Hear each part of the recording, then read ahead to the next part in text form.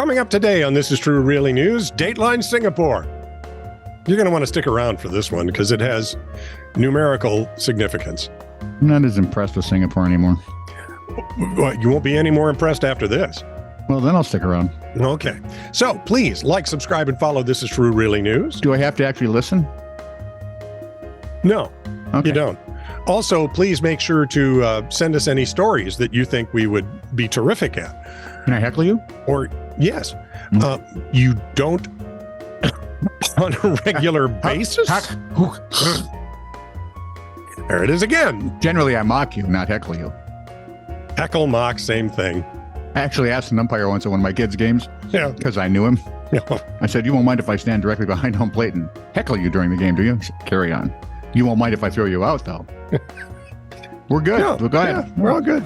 I knew Jeff would never do that when I was a kid. If you have a story to send us, send it to titr@netradio.network. And if you have a comment, please feel free. This is True, Really News with Scott Combs and Tony Vercanis. All the news you're about to hear is true, Really? as far as you know. So, okay, I have Frontenex. If you're French, Frontenex. You're wrong. Best hit. Want to know? A 92-year-old Colette Ferry of Frontenac, place in France, was surprised when she answered her door recently and found police officers. 2 police officers. Gendarmes. No cops. Fine. Well, I suppose one could have been John, but The Guardian reported the officers informed the 92-year-old Ferry that they would have to remove 3 large frogs who lived in her garden pond and had been croaking ever so loudly to keep the neighbors awake. How do you croak loudly, and how do you do it night after night? Well, have you ever seen some of those? If you've seen some of those bad movies, man, when they croak, they go out in style. I was going to say. I thought they were overacting, but these are frogs. Who knows? Yeah, well. Kept her neighbors awake. Ferry said the frogs didn't belong to her. They were squatters. Damn squatting all frogs. Frogs are squatters. Oh, sure. Every last one of them. Sure, that's it. Get anatomical. Good. Ableist. She explained, they're in and out of the water playing with my fish. Maybe it was the fish making the loud noises to get rid of the frogs. Yeah. They had a little fish meeting one night. There's always someone ready to complain about something else, she said. He is looking forward to watching officials try to catch the frogs. That'll be fun. They jump. And if you could video, if there's any video of this. Yeah, let's get it. Yeah, it happened early in May. If anyone's got video of the French gendarmes. Yep. That's right. Who catches the frog as they jump in the pad in the pool? It's I hear tell it's Calaveras County, France.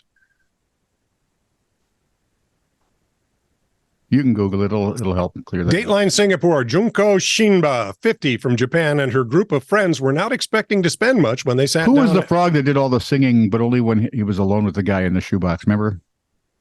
The guy paid for this frog that would sing and dance, and now I forget. The Warner Brothers cartoon. Yeah. Yeah. All right. Totally Listen, forget. you do whatever inanity you're going to do. Absolutely. Anyway, they sat down for a day of sightseeing, after a day of sightseeing, I should say, to eat at Seafood Paradise in Singapore, where most main dishes cost around £10. Now, she claims a waiter strongly recommended Alaskan king crab for about £18, without explaining that they charge per 100 grams.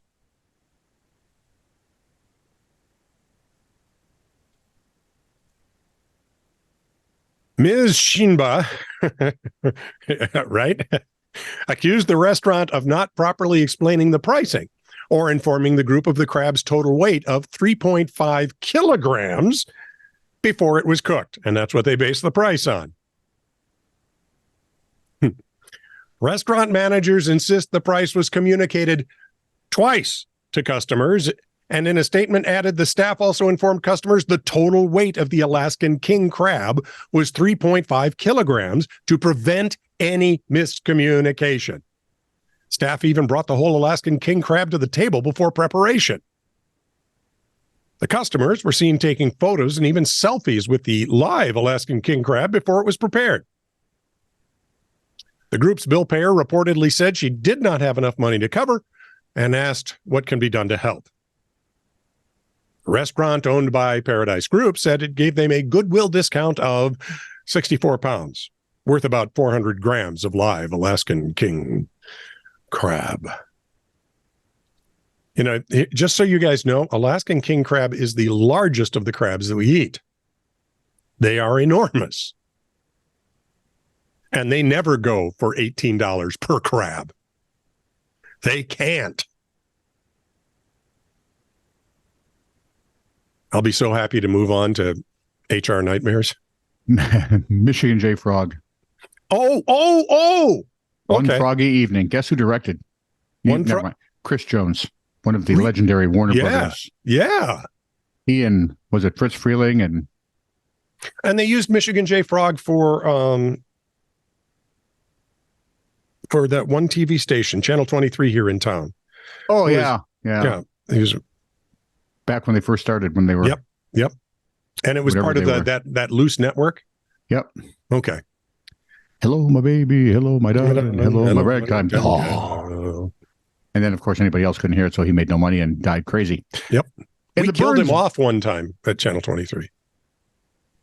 Got a guy in the Michigan J. Frog thing that got squished by a giant watermelon, thrown from the roof of TV 20. But never mind. Bastards. He was still twitching. Bastards. It was funny. It was made up. Thank you. In the Burns Beach community, Perth, Australia, a dispute has arisen. I say, betwixt a woman named Sarah and her neighbor. According to Perth Now. Oh, I love Perth Now. I do. Perth Then seems so outdated. Right. Sarah wrote on behalf of her family, could you please shut your side window when you're cooking? My family are vegan, and the smell of the meat you cook makes us feel sick and upset. You know, the more I watch foreign television, the more I'm hoping we're 30 years behind. Or 40. But it feels like we're catching up rapidly. Where was I now? Oh, yes, the smell of cooking meat made them sick and upset. On the front of the envelope, she wrote, please take seriously. Really, how? Exactly. You know what? I get to leave my windows open. Close yours. And no such luck. The letter was posted to Facebook where commentators were merciless. I'm offended by the smell of the kale she always cooks, one said. While another added, they'd be firing up the barbecue and inviting the entire street. Oh, no. The entire subdivision. Us. The last one's us, man. We'd invite the subdivision. Come on, guys. There would be every sort of cows would become very, very nervous before that happened. Yep. Cows are vegan. They eat grass. See? I like my vegetables. I just like them to run through the animal first. Whee! I like my whiskey too. Let's see. You mind if I run it through my kidneys first? No, as a matter of fact, I won't at that time. Won't care. Yeah. This HR nightmares. Call center employee calls HR to complain about their supervisor. He's abusive. He won't even let me leave my desk. Supervisor calls HR to complain about employee. Can you please tell so-and-so she's allowed to leave her desk? Oh, my God. She's pooping in her trash can. They discovered there were significant mental issues at the heart of this one. Not so much beer. So I'm guessing it had nothing to do with the boss. Yeah. I'm guessing HR had to maybe rethink their interviewing process. A client, oh boy, that's coming up in a minute. A client asked us to review CCTV footage as he'd driven past the office late at night and noticed the motion sensor lights inside going on and off, and was concerned the security officer, whose primary role is to monitor cameras from the control room, was skipping up and down the corridors because he felt too full of energy and had to get it out of his system somehow. So does my grandson. He's 3. And finally, I assist HR with their hiring interviews, and when interviews were in person prior to COVID-19, I witnessed the most interesting answer to a question. Not so much interesting as disgusting. We were interviewing this man who had a law degree. Interesting, more like.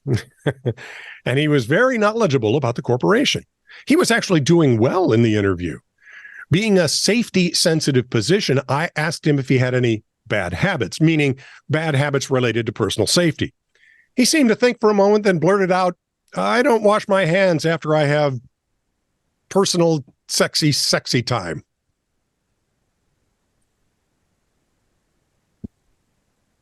At the end of the interview, he extended his hand for a handshake. I threw my hands up and said, no, thanks. Good. We didn't hire him. See, that interview would have been over right about then. Well, thank you for coming in.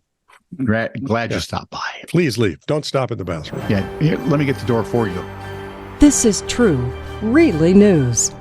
Send email to TITR@netradio.network.